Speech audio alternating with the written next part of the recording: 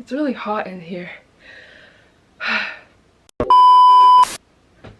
Hello. Okay, so you probably clicked on this video because you are desperately trying to pass the CPA exam and you're on a time crunch and you want to do it as fast as possible and you don't want to fail like a gazillion times, and maybe potentially you work a really intensive job like the jobs in public accounting that really pull like those 70-80 hour work weeks. So I thought I would make a video today talking about my most efficient tips for studying and passing the CPA exam. Okay, so to give you an introduction, hi, I'm Margaret. I passed all 4 sections of the CPA exam on my first try within my first year working as an auditor at EY. I wasn't really allowed to take PTO, so I thought I would share like my tips for studying when you really only have like max like maybe 1 or 2 hours a day, if at all. For the scores that I got on my exam, I don't remember what they were. They were in the 90s and 80s, and to be quite honest with you, I took my last exam like over a year ago, so this video is like a little far out, but I think the tips that I'm going to be talking about today will still be applicable to your studies as well. Okay, so also the tips that I'm going to be going over today are just tips that work for me and they might not necessarily work for everyone. So my tips might be a little bit weird because keep in mind I only had like max like an hour or 2 to study every day, so I wasn't like studying in the summer with like chunks of time where I could just sit down all day and like.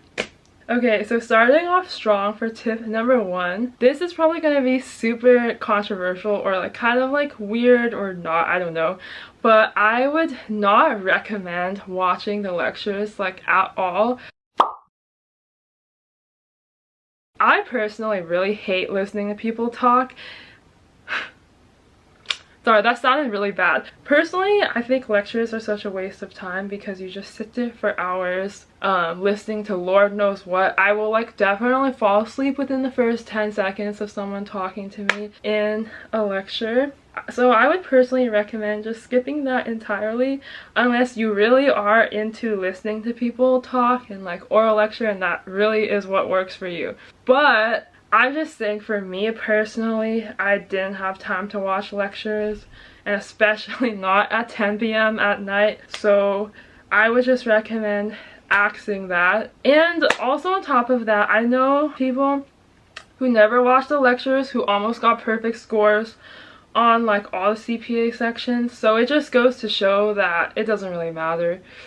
So obviously your next follow-up question would probably be, how would I learn the material if you don't recommend watching lectures? Should I just read the book? So for tip number 2, I would say read the book but not cover to cover.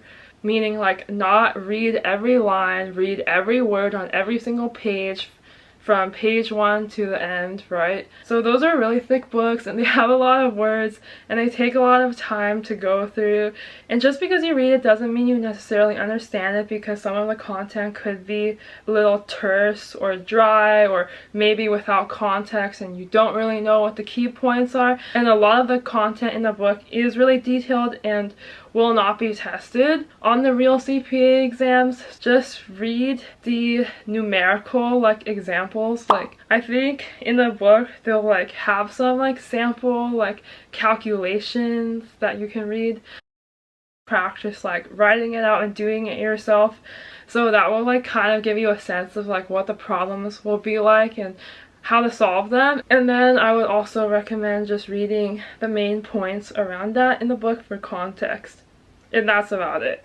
So my third piece of advice, and probably the most critical piece of advice that I have, is to hammer out as many questions as possible. So I would say if you're learning a section for the first time, just do as many sections as you can that day. It might be like half of a section if it's a big section, or it might be like 3 sections if you had a lot of time. Like, so for me personally, I never really had a lot of time after work, so it's not like I could do 3 sections of new problems. I would say if it's a new section that you're learning, just do the best that you can with the time that you have. Try to go through as many new questions as possible and make sure to get feedback from the answers. Like, so your accuracy rate while doing questions in a new section for the first time will probably be pretty low, because I just said to not watch the lectures and not really read the book except for the examples and like the main points. So I would really strongly recommend hammering out the questions without worrying about the accuracy rate. And for each thing that you get wrong, just make sure you understand like why you got it wrong. Like, read the answer explanation, but not only that, make sure that you understand the answer explanation, so you constantly just get direct feedback for everything you're learning, and then you can like get really fast exposure to all the questions that will be tested, and you'll quickly get a feel for how to calculate everything. So if you're doing sections that you've already been through before at least once, I would really recommend building a review set and doing like maybe like 100 questions in a day, or as many questions as possible. Okay, so following that, my next tip would be to review often. It's really easy, especially in bigger sections, to just simply forget everything. I mean, you could be like me and just literally be the most forgetful person, fucking have dementia, but you won't be if you just review. And so I would say review often. Anytime you feel like you're about to forget something or that you forgot something, review that. Build that review practice set of stuff that you freaking forgot, and make sure that you do it again so that you stop forgetting. Okay, so my next tip is probably going to be kind of weird, but I don't really know. So I would really recommend printing out like multiple choice questions or simulations whenever you feel like your eyes are about to fall off your face. So like if you work a lot during the day and you're staring at a computer screen for really long hours, so you're probably not going to be super thrilled about continuing to stare at your computer afterwards, because that's a lot. So I would really recommend, whenever you feel like it, print out simulations that may be really complex or tiring, or I would really recommend printing out multiple choice questions if you feel like they're really hard and tiring and you're going to be really tired that day and you just like want to chill out. So like obviously studies show that like retention is much better on paper anyways, and so like just the physical act of touching paper, like flipping paper, writing on paper, will help you understand and commit whatever you are learning to memory much better. And also, if you're like me and you study at night, I feel like staring at a computer screen for hours on end, like right before you sleep, is like really bad sleep hygiene and affects your sleep quality. I feel like if you need to do so, like print out questions, like no one's stopping you. And honestly, when I do questions on paper, I just do them like at least like 3 times as fast. Okay, so my next tip would just be like a general practice and test taking tip. Always use Excel as your calculator. They will give you like a handheld calculator, or you can use like the calculator on the test. But there's really no better calculator than Excel. I mean, this should be pretty obvious, but when you practice your questions, make sure that you practice them on Excel to simulate the real testing environment, because you could obviously practice by writing everything on paper, but it is kind of unclean and you will definitely have to keep on asking for scratch paper and shitty pencils at the Prometric test centers. Okay, so my next tip would be to focus on sections that are tested versus sections that are not tested. So not everything in your test prep software like Becker will be tested equally.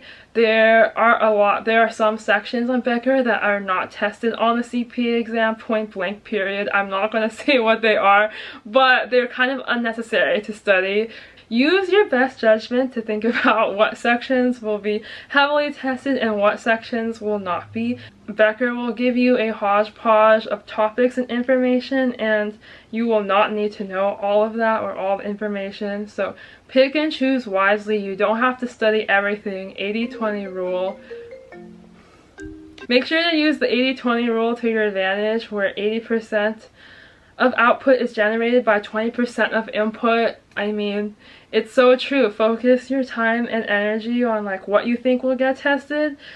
Obviously, you can do this by reading the blueprints for what sections will be more highly tested, and you can also do this by asking people you know who take the CPA exam, or maybe you can also scroll on Reddit and see what people are saying potentially. Okay, so now I'm gonna go over some commonly asked questions. First one is, what order should I take the CPA exam in? Honestly, I'm gonna be real with you, take it in any order that you want. I don't think it really matters. For me, I personally took it in the order of FAR, Reg, BC, and Audit, which is the order of most numerical calculations to least numerical calculations.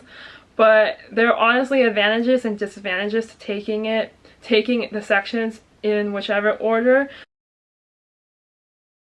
The next question is, should I take the exam in the morning or the afternoon?